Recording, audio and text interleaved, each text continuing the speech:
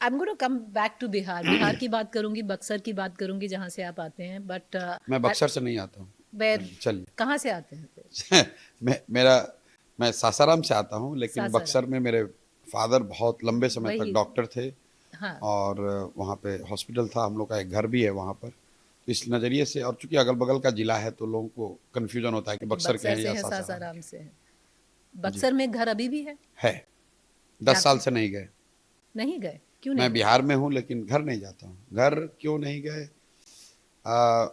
Unfortunately, I lost both my parents in 2017 and 19। I am sorry. और उसके बाद मेरी हिम्मत ही नहीं हुई है कि आज तक उस घर में वापस जाऊं।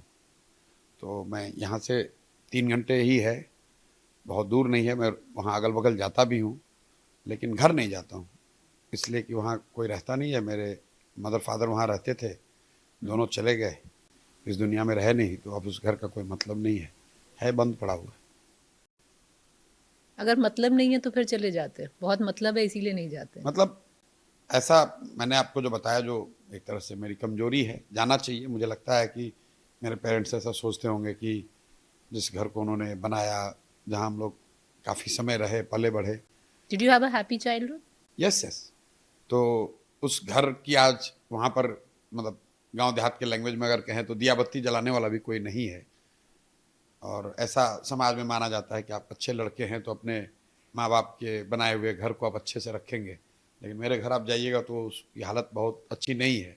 और वो इसलिए नहीं है, क्यों, ऐसा नहीं कि मेरे पास साधन नहीं, उसको मेंटेन में नहीं कर सकता हूँ, लेकिन मेरी, मतलब I have to take that courage to go back and spend time there. लेकिन अभी तक गया नहीं, 10 साल हो गए। 2015 में मैं गया था वहाँ, उसके बाद नहीं गया। कब जाएंगे?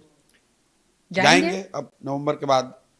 नवंबर तक तो इसी काम में फंसे हुए हैं, एक बार बिहार का चुनाव हो जाए उसके बाद। ग्रोइंग अप कैसा था? सिबलिंग्स आए, मतलब ट्रबल, जो मेरी रिसर्च हमने मतलब क्या, की है। मतलब I am youngest of the 4। And you very और ट्रबल सब।